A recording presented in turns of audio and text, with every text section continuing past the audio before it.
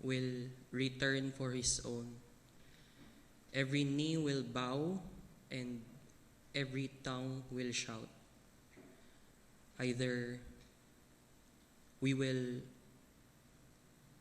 shout and bow with joy because our King has arrived, or we will bow and shout with fear because our Judge has arrived.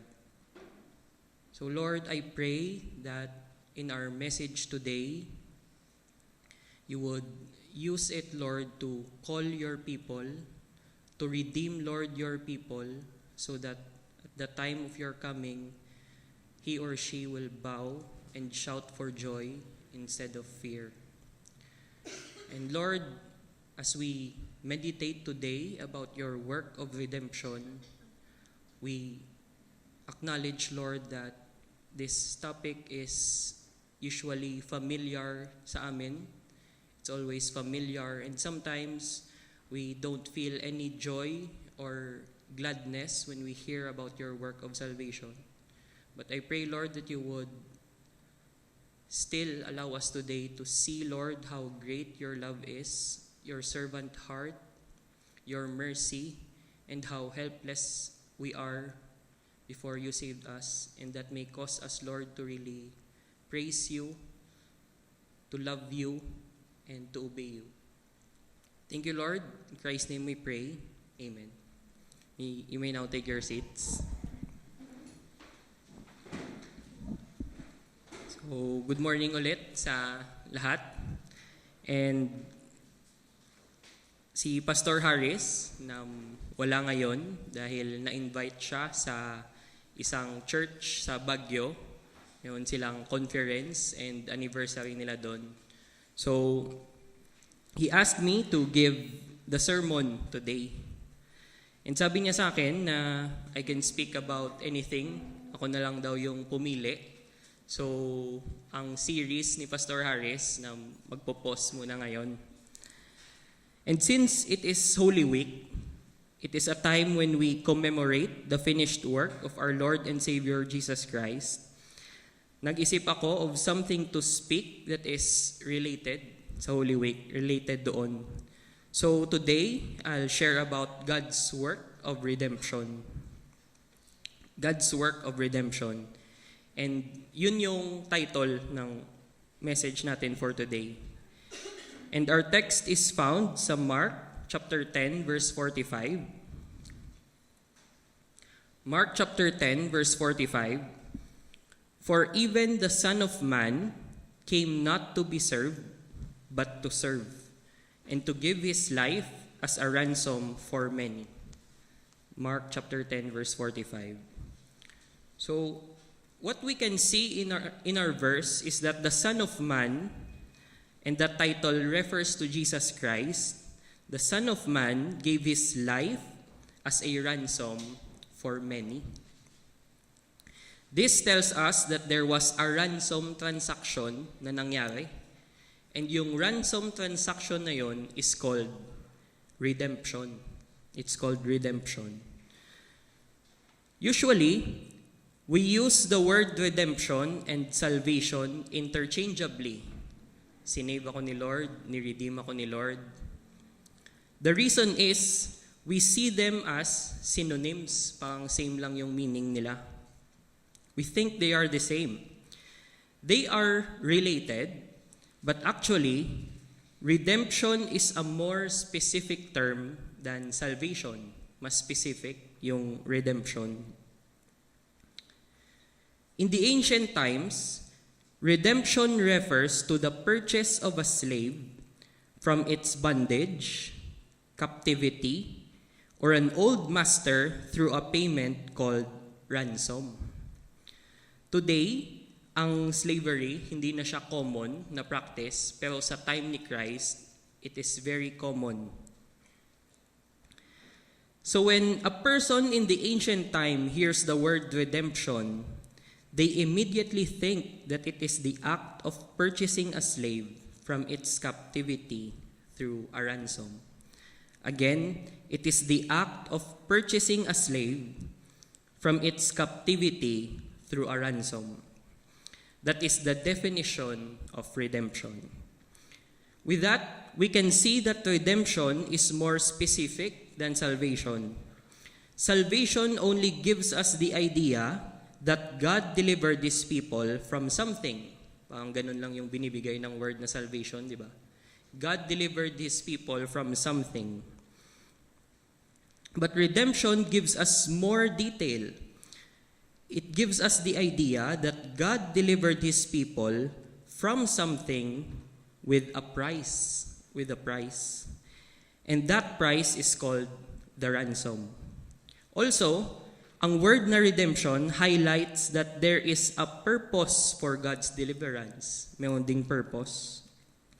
If you are redeemed, your Redeemer becomes your new master. Kasi binili ka niya. So, sa kanya ka na ngayon. So, that is the purpose of God's deliverance. That your Redeemer will be your new master. Our Redeemer will be our new master. Your Redeemer expects to be the Lord of your life. So, now, I hope you understand that salvation and redemption are two different things. Related sila, but redemption is more specific because it tells us that God's deliverance has a price and a purpose. It has a price and a purpose. The common thing about the word salvation and redemption is that both of them gives us an idea that God delivered His people from something. Yun yung common sa kanilang dalawa. In the context of redemption, God delivered these people from slavery. Based on the definition, He delivered us from slavery.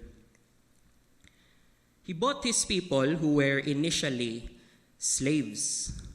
So this leads us to question, slavery from what? Saan tayo na-enslave? Sino yung captor natin or sino yung nagtatay sa atin in bondage? The straightforward answer is sin. It is sin. Sabi sa Romans chapter 6 verse 17, "But thanks be to God that you who were once slaves of sin, have become obedient from the heart to the standard of teaching to which you were committed." So the church in Rome were described as once slaves of sin. That is their status before knowing the Lord Jesus Christ. And this is a reality on every human being in this world, every person here today. It is either you were once slaves of sin if you are already redeemed by Christ, or you are still slaves of sin if you are not yet redeemed by Jesus Christ. So by default, all people are slaves of sin. And to be a slave of sin is the same with being under the power of sin. Under the power of sin. We commit sin and we can't resist it. It controls our lives. That is what it means to be under its power. We commit it, we can't resist it, and it controls our lives. But that is not the worst part. The worst part ng ating slavery is that since we are under the power of sin, we will get the penalty of sin. So that's the worst part. That penalty is God's eternal wrath, which will be experienced in hell. So ang magbibigay ng penalty is si God, ang ating Panginoon. We love to sing sometimes yung Sunday school song na "My God is so big, so strong, and so mighty."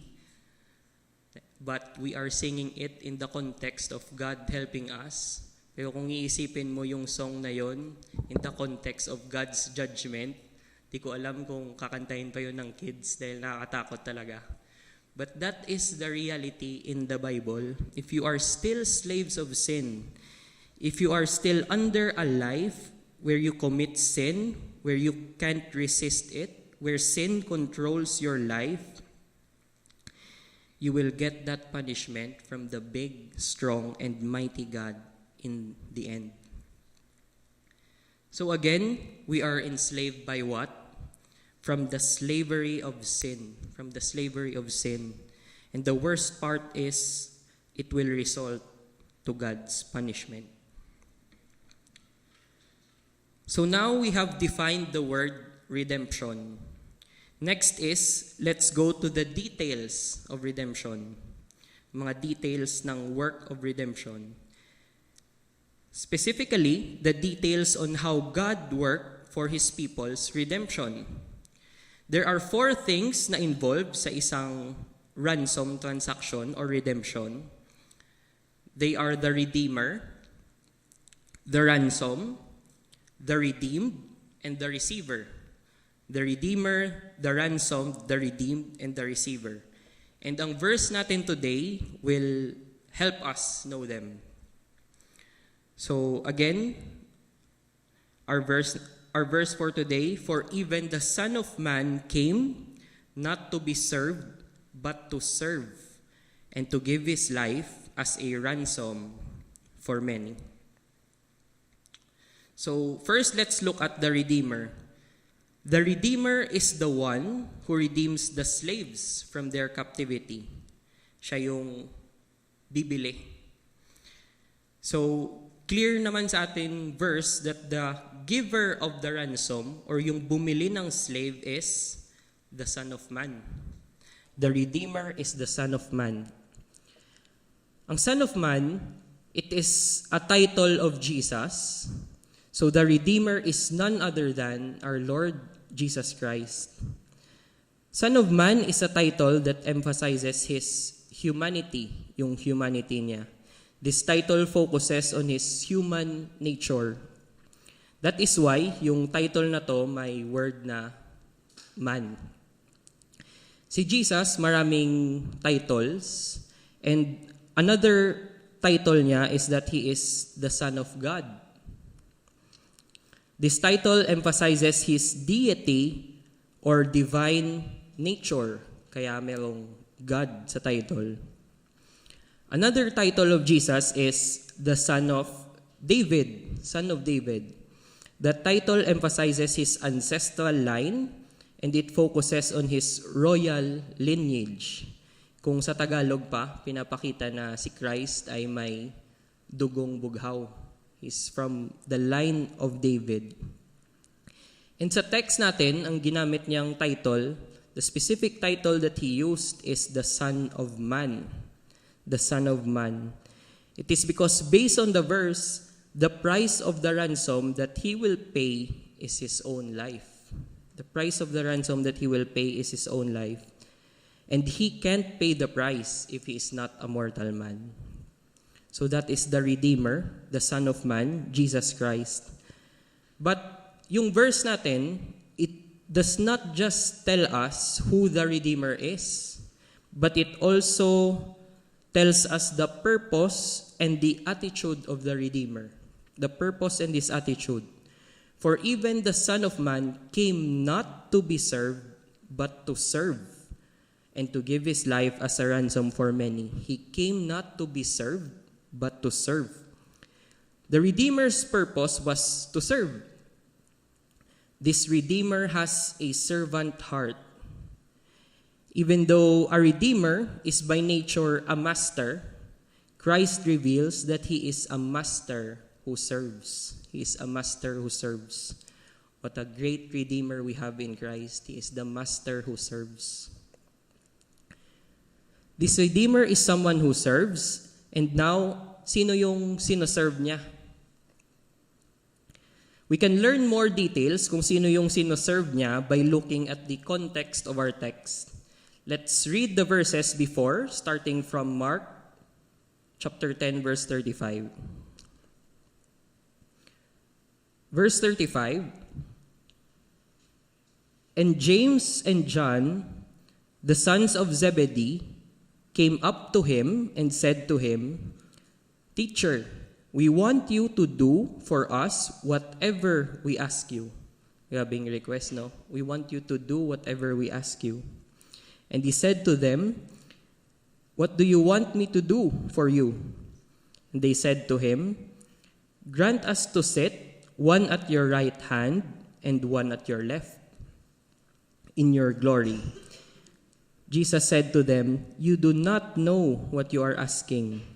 Are you able to drink the cup that I drink, or to be baptized with the baptism with which I am baptized?" And they said to him, "We are able." And Jesus said to them, "The cup that I drink, you will drink, and the baptism which I am baptized, you will be baptized. But to sit at my right hand or my left is not mine to grant, but it is for those whom it has been prepared." And when the 10 heard it, they began to be indignant at James and John. So, mag-stop muna tayo dyan. Dito, si James and si John requested a high position from Jesus. They said, "Let us sit on your right and on your left in your glory." So, ang ina-ask nila kay Christ is hindi literal na uupo sila sa gilid ni Christ. But gusto talaga nila na maging mataas, to be the second greatest after Christ. Note that they are correct. Tama sila that Christ will be glorious and will reign in the end. That's the truth. But yung response nila was wrong. Out of their pride, they want to be second to the greatest, which is si Jesus. They want to be next to Him. And alam niyo kung ano yung implication ng text nito, ng request na to ni James at ni John? It implies that they want to be higher than the other 10 disciples. Gusto nila na sila yung next kay Christ, tapos after pa yung ibang disciples. This is why, kung mapapansin nyo sa verse 41, the other 10 disciples became indignant, or in other translations, they lost their temper. So nagtampo din sila, nagalit din pala yung 10 nung narinig nila yung request ni John at ni James. And most likely, they got angry because they also want to be the second greatest. Gusto din nila na, "Lord, dapat kami dyan. Ano ba tong si James and John? Dapat kami dyan eh." This is the reason why Jesus called them to join Him along with James and John. And all together, He taught them a lesson. Going back sa verse 42, sabi doon, "And Jesus called them." So ang them dito nagre-refer sa 10 disciples who heard it and became indignant sa verse 41. "And Jesus called them to Him and said to them." So magkasama na silang lahat, and Jesus was ready to tell them a lesson. And anong sinabi niya? "You know that those who are considered rulers of the Gentiles lord it over them, and their great ones exercise authority over them. But it shall not be so among you, but whoever would be great among you must be your servant. And whoever would be first among you must be slave of all. But whoever would be great among you must be your servant, and whoever would be first among you must be slave of all. For even the Son of Man came not to be served, but to serve, and to give His life as a ransom for many." Jesus tells them that His kingdom is different from this world. In this world, the greatest is the one who lords over the people, who rules over the people. Pero sa kingdom niya, the greatest is the one who serves other people, the one who is willing to be the servant of other people. And His example is Himself. He came to serve and not to be served. The disciples already know na kung merong pinaka-greatest, si Christ yon. Kasi gusto nga nila, next lang sila ni Christ eh. So meaning siya na yung pinaka-greatest. But sinabi niya, ako, though hindi naman niya pala sinasabi, but the implication is, He is the greatest person, the greatest ever, but He came to serve and not to be served. So if you desire to be great in Christ's kingdom, you should serve your brothers and sisters. You should serve one another. That is his lesson. This is the way to be great in the eyes of God. You may want to be great in the eyes, you may not be great in the eyes of men, but you can be great in the eyes of God through serving one another. This week, na-bless ako because I had a time to talk with a brother natin. And sabi niya sa akin, he really praises God dahil the Lord is making him see how to serve other people or new ways how to serve the church. And yung prayer niya is that the Lord would even more reveal to him other ways kung paano niya pwedeng maserve yung ibang tao sa church. And I was really blessed with his testimony. And as I wrote my sermon, I remembered that this is the heart of Christ. It is the heart of a servant, and the Lord is probably just molding him to be like Christ, because this is the heart of Christ. He came not to be served, but to serve. So, based sa background, Christ is talking about service to one another, or being a servant to our brothers and sisters in the Lord. And going back to our question kanina, sino yung sinaserve ni Christ? So we can now answer it. The answer is the people around him. It's the people around him. Here, si Christ, he does not talk about service to God. He does not talk about service to God, but is talking about service to one another. Throughout the lifetime of Jesus, he served the people around him. He served others by healing them. He healed those who are demon-possessed, those who has leprosy, nung prayer meeting natin, paralytics, and people with other physical illnesses. Another way he served the people is by teaching. He taught the most important thing that people needs to know. Those are the lessons about God. The lessons about God. And even before his death, he even served his disciples by washing his feet. And sabi nila, yung act na yun is yung pinakamababang act talaga na pwedeng gawin ng isang tao that time, to wash others' feet. But Christ did it.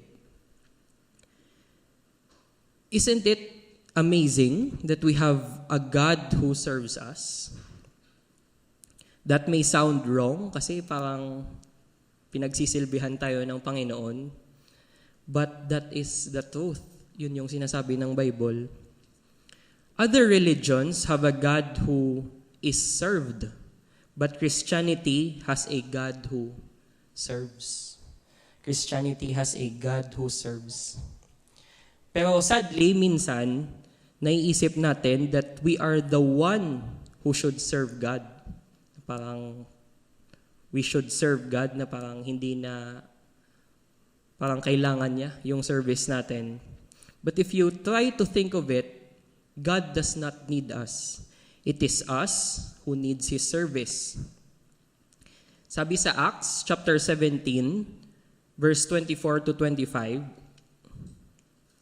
the God who made the world and everything in it, being Lord of heaven and earth, does not live in temples made by man, nor is He served by human hands, as though He needed anything, since He Himself gives to all mankind life and breath and everything, nor is He served by human hands as though He needed anything. So God does not need us. It is us who needs God. God does not need our service or work, pero tayo, kailangan natin yung service niya or work, especially His work of salvation. His work of salvation. God invites us to serve Him, but that does not mean He needs us. Those are two different things. So if we are now serving God in a ministry, gusto ko lang i-note that let us thank Him for the privilege na ginagamit niya tayo sa ministry, because He is using us though He doesn't need us. It's a great privilege to be a part of His ministry, like the Great Commission. So again, it is really amazing that we have a God who serves. And what is even more amazing is that on the act on how He served us. So yun yung mas amazing pa kung paano niya tayo sinerve. For even the Son of Man came not to be served, but to serve and to give His life as a ransom. The climax of His service was the giving of His life. The climax of His service was the giving of His life. Probably, willing naman siguro tayo no, na mag-serve sa isa't isa, na bigyan ng plato, magbigay ng ulam, magluto, maglinis para sa'yo, mag-spend ng time. Pero paano kaya kung kailangan na i-give up yung life natin? Are we still willing to serve one another, to give up our life? Diba parang mahirap na, parang hindi na siguro. Kaya most probably, hindi talaga natin magagawa yon. But Christ did that. Our Redeemer with a heart of service did that. He served His people by giving up His life for them. And that is His service that we need most from Him. That's His service that we need most. It's for Him to die for us so we can be redeemed. The Bible tells us that sin is a cruel master, and your life under it will be so hard, and its end is the punishment of God. But the good news is, God sent His own Son to be the Redeemer. And Jesus is willing to redeem because He has that heart to serve or to help. He has that heart to serve even if it means the giving up of His life. Imagine if you are a slave in the ancient time and you are under a cruel master, a master who abuses you. As a slave, we will be hopeless because you are the property of that cruel master and he can do whatever he wants all your life. But one day, somebody came to your town, someone who is willing to redeem slaves from that cruel master. And ano kaya yung magiging mukha ng slave kung malaman niya na dumating yung Redeemer na yun, na nagre-redeem ng slave sa cruel master? It would give him joy, it would give him gladness. It is a great news for the slave. And that is the same as the good news presented in the Bible. God sent a Redeemer who will redeem a people from the cruel captivity of sin. And His name is si Jesus. So that is the Redeemer, the Son of Man with a servant heart, and His name is Jesus. And now, let's go to the ransom. The ransom. The ransom is the price to purchase the slave. Looking again at our verse, it says, "For even the Son of Man came not to be served, but to serve, and to give His life as a ransom for many." To give His life as a ransom. So the price of this ransom is His life. This refers to His life given up or His death. In the ancient time, ang ransom is usually in the form of gold and silver. Today, usually money na. Kung may ransom transaction na nagaganap, usually pera yung gamit. I think familiar kayo sa mga lumang Filipino comedy movies, di ba? Na ang ending talaga nun, may kidnapan talaga, tsaka may holdapan. Yun yung climax parati ng old Filipino movies. Yung mga hindi tumatawa, siguro mga mga bata. So yun yung pinaka-climax talaga, and may ransom talaga sa huli.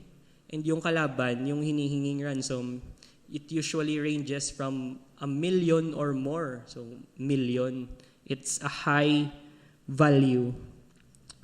But the ransom we are talking about is not just money, but life of a person. Meron ding ibang movies na yung captor, they ask for the life of somebody. So i-release ko lang to, ibabalik ko lang to sa iyo kung bibigay mo yung buhay nito or ibibigay mo yung self mo. Meron ding ganon. But the ransom we are talking about is not just the life of anybody, but the life of Jesus. The life of the best being in the whole universe. Therefore, this ransom is much, much, much greater than any ransom. This is the greatest ransom transaction in history. One verse that describes this price very well is found sa 1 Peter 1:18 to 19. It says, knowing that you were ransomed from the futile ways inherited from your forefathers, not with perishable things such as silver or gold, but with the precious blood of Christ, like that of a lamb without blemish or spot. It tells us that He redeemed His people not through the usual currency used in a ransom transaction, such as silver and gold. Instead, the price of the ransom is blood. And this blood does not just refer to the literal blood of Christ, but to the shedding of His blood to the point of His death. The shedding of His blood to the point of His death. So the price of the ransom sa 1 Peter is the same with Mark 10:45. It is His life given up or His death. And how does Peter describes it? It is precious.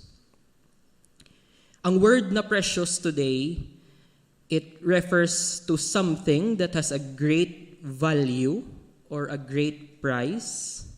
But sometimes, yung word na yon is nagiging subjective na. What is precious to some is not precious to others. What is precious to you cannot be precious to me.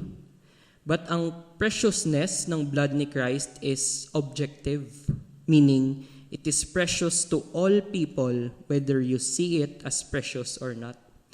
It is precious to all people whether you see it as precious or not. And the reason why it is precious because it is the blood of Jesus. It is the blood of the God-man, the blood of the second person in the Trinity, and its preciousness lies behind who owns it. And knowing that, we can say that the price of the ransom is not just great or not just very high, but infinite. One commentator commented na ang precious dito conveys an infinite value. The price is infinite. So the cost of the ransom is high, and si Thomas Watson, sa book niya na Body of Divinity, he rightly saw the greatness of the cost of the Lord's redemption through his quote, "Great was the work of creation, but greater was the work of redemption. Great wisdom was seen in making us, but more miraculous wisdom in saving us.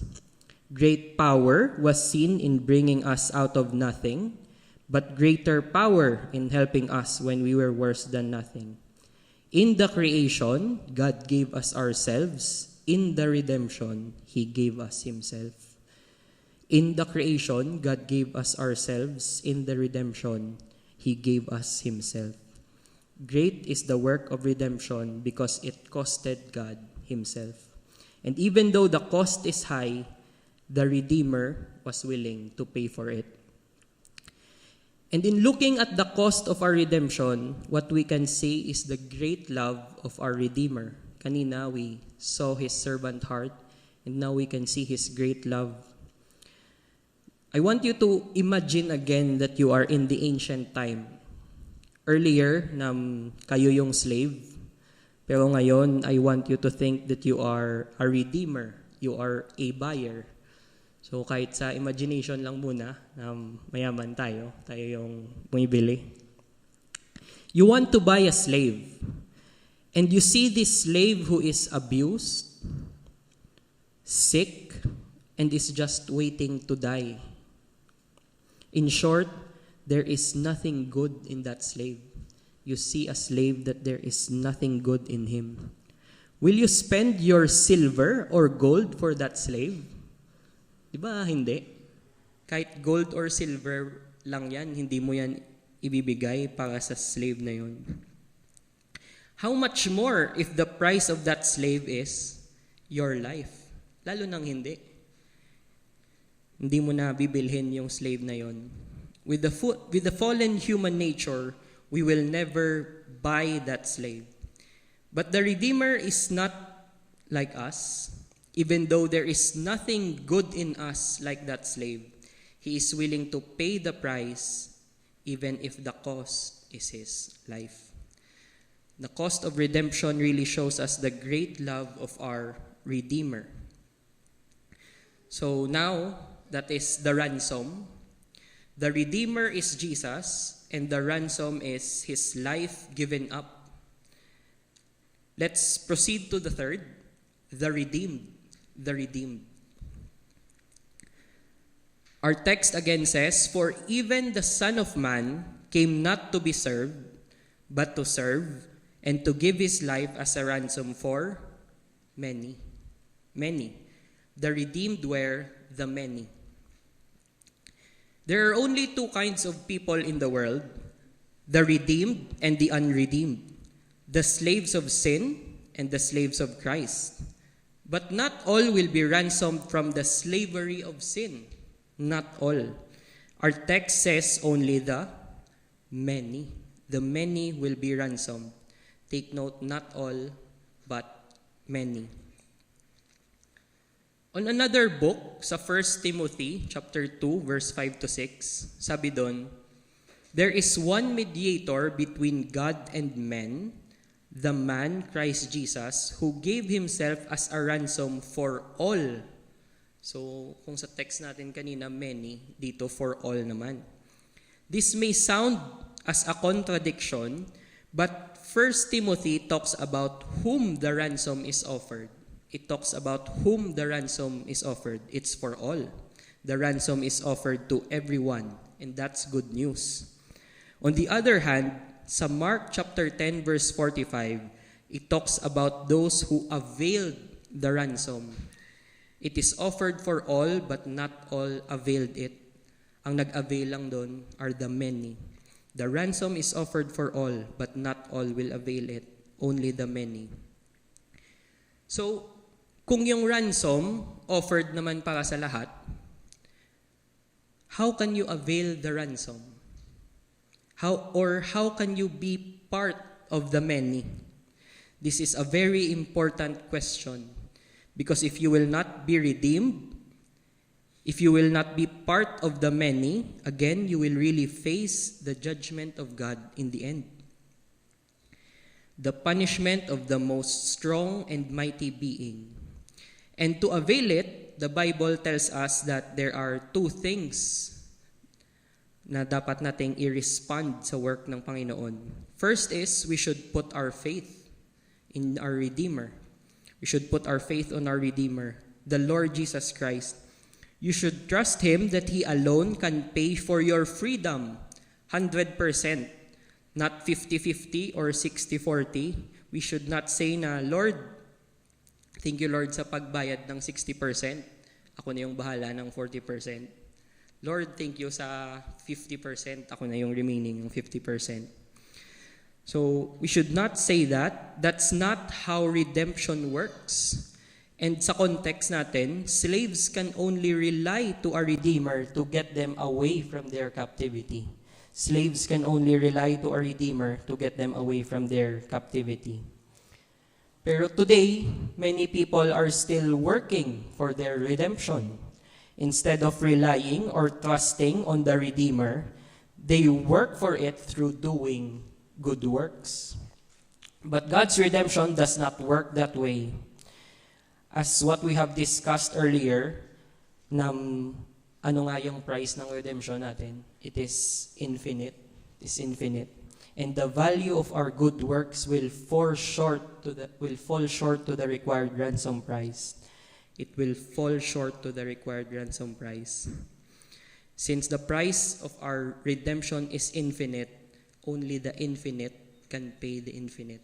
Only the Redeemer Jesus, the God-man, the infinite, can pay the infinite price. The first part of Acts 16:31 says, "And they said, 'Believe in the Lord Jesus Christ and you will be saved.'" Believe.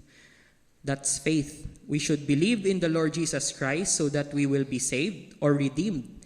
Believing in Christ is not just a head knowledge about Christ, but it is trusting Christ as the only Redeemer and in His finished work on the cross to redeem us. And the Bible also tells us that in order to avail the ransom, we should repent. So faith and repentance, they go together. They are like two sides of the same coin. Repentance is a change of mind and heart. It is a genuine decision to turn away from the things you do under your previous master and only do what your current master wants you to do.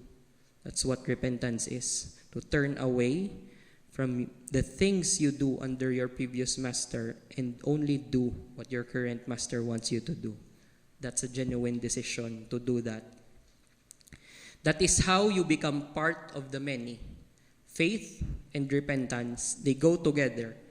Ang iba, they call it repentant faith dahil isa lang naman sila. They are like two sides of the same coin. Those who would avail the ransom will be freed from the slavery of sin.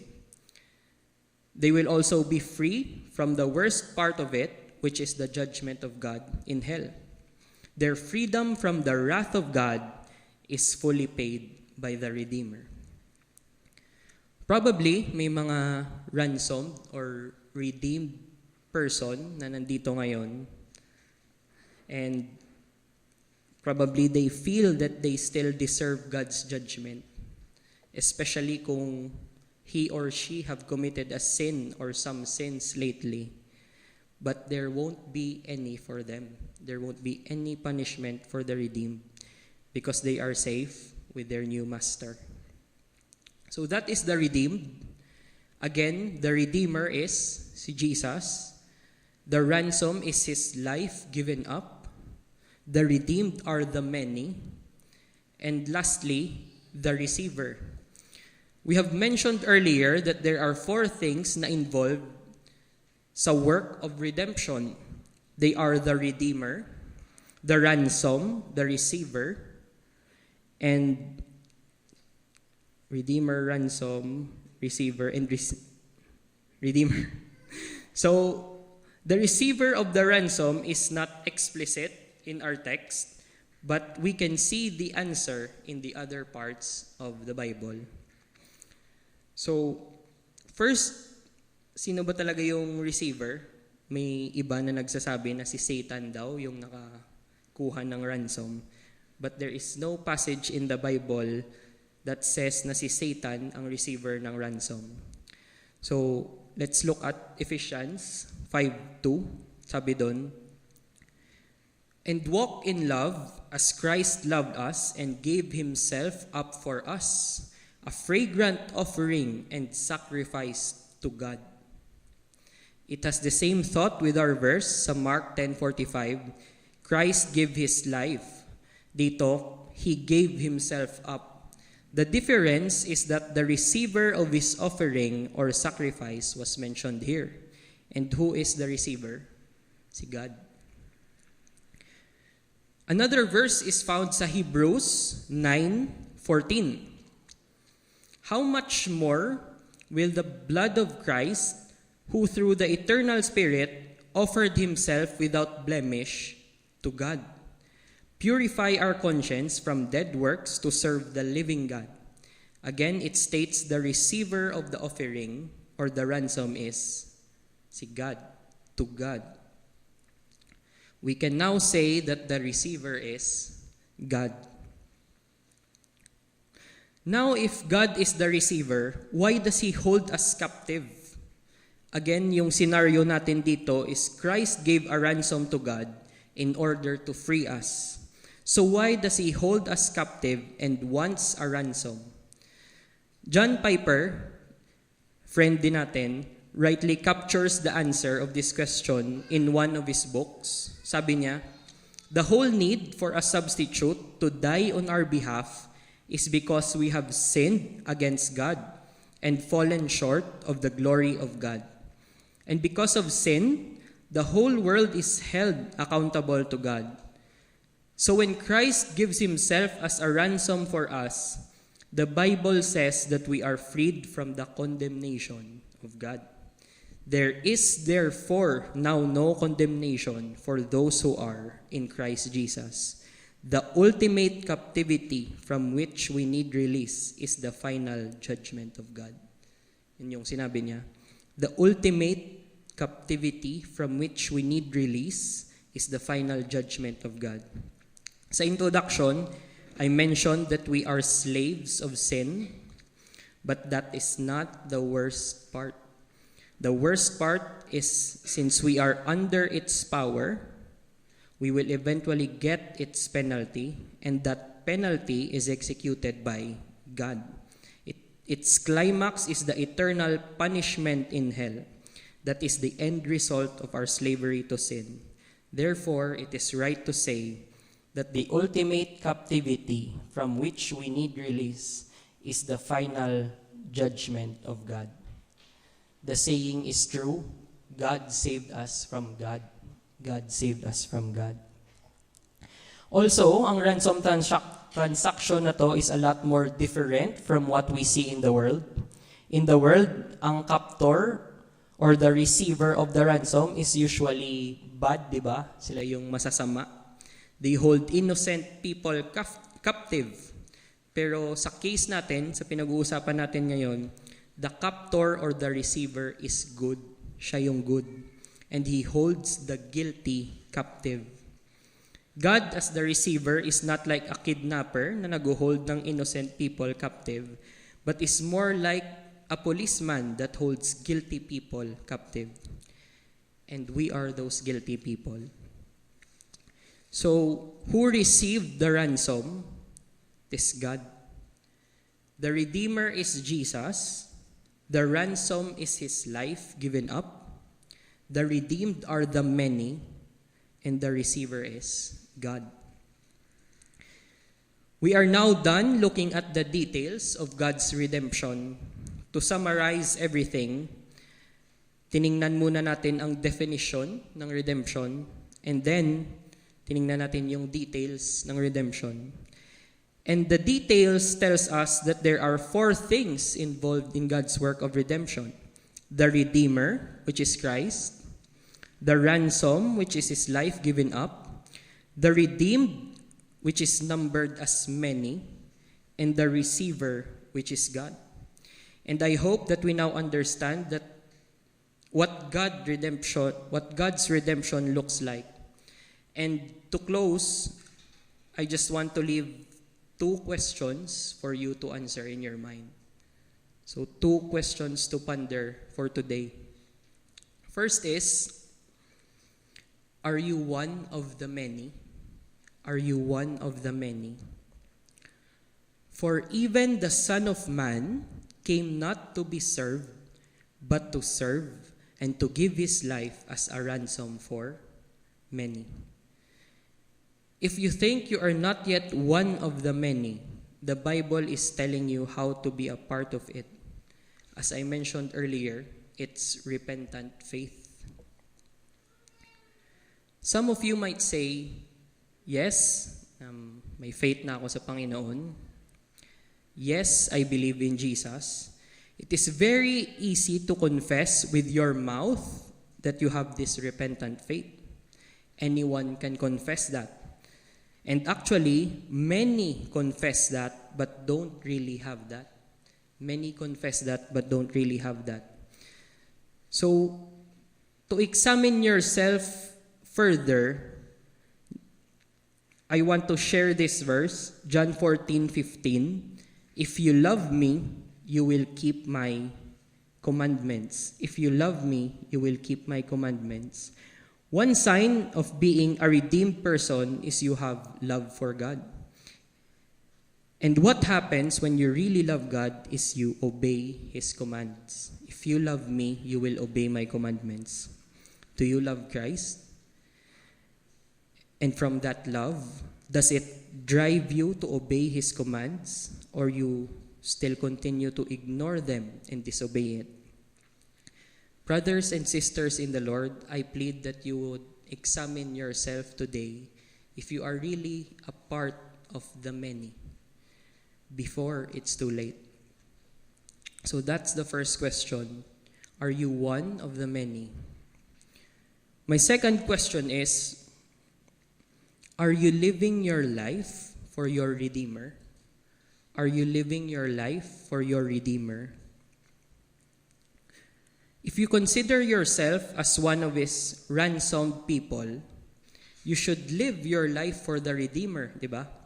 Going back to the definition of redemption, it is the act of purchasing a slave from its captivity through a ransom. From being slaves to sin, we become free. We are now free from sin. We are now not obligated to follow the commands of our previous master that will lead us to the punishment of God. But we are not totally free. Hindi tayo totally free. We are just free from sin, but now we are under our new master. And our new master is our Redeemer. There is a new master who owns us, our new master, the Redeemer. That is how redemption works. As I said earlier, yung word na redemption highlights or tells us that God's deliverance has a price and a purpose. And His purpose is to be the master of your life. Kaya kanya binili. So that you are now His. He bought you so that He can be your master. So if you are one of the redeemed, you should be living your life for the Redeemer. But are you? Or are we? Are we living our lives for Him? And if sin is a cruel master, our Redeemer, si Jesus, is a good master. The Bible tells us that His commandments are not burdensome. Also, the Bible tells us that His commandments are for our own good. So, sino yung slave na ayaw makinig sa ganong klaseng master? So, if you are tempted to disobey to our new master, our Redeemer, remind yourself of that truth. Jesus is a good master, and His commandments are for our own good. This Holy Week, we will commemorate the finished work of Christ dito sa earth. And when we remember His finished work, we immediately think of Him as our Savior. We think of Him as our Savior. It's true, and that is a great truth. The truth that we have a Savior, and His name is Jesus. And we love to meditate that truth, not just every Holy Week, pero every day sa lives natin, di ba? I personally love to meditate that truth. And actually, kailangan naman talaga natin na i-meditate yung truth na yun. But sometimes, this is the problem. We just enjoy thinking about His salvation, but not His lordship. We enjoy thinking about His salvation, but not His lordship. But today, God's work of redemption reminds us that He is not just our Savior, but also our Lord, our Master, our Redeemer. Because He redeemed us, He now becomes our new Master. Starting today, may God's work of redemption remind us that He is our Master and encourage us to live our lives for Him. Let's pray.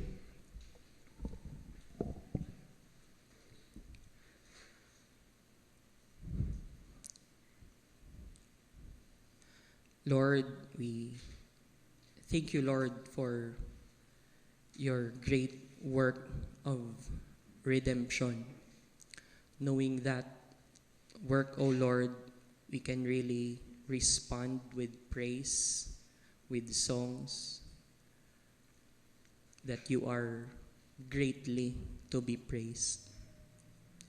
And Lord, we really like to praise you, Lord, and thank you because you are our God who serves. You are our God who has a great, great kind of love. And you showed it all when you came here 2,000 years ago and you gave your life as a ransom for us. Thank you, Lord, for freeing us from the captivity of sin and ultimately from your punishment, O Lord, na kung meron mang nakakatakot na reality, it is your anger, Lord, your wrath, your punishment. So Lord, with that, I pray na kung meron pa pong person dito na that is not yet part of the many, I pray, Lord, that you would work in his or her heart,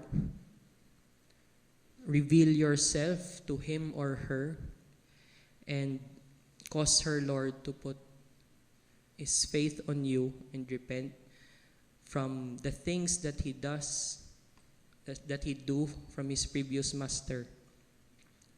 And Lord, as your redeemed people, thank you for reminding us that you are not just our Savior, but also our Lord. You are our Lord because binili niyo po kami and we are yours. And it is a great thing, Lord, to be under your lordship because you are a good and gracious master. Thank you, Lord, again. Thank you for your word. And may you continue to bless us. In Christ's name we pray. Amen.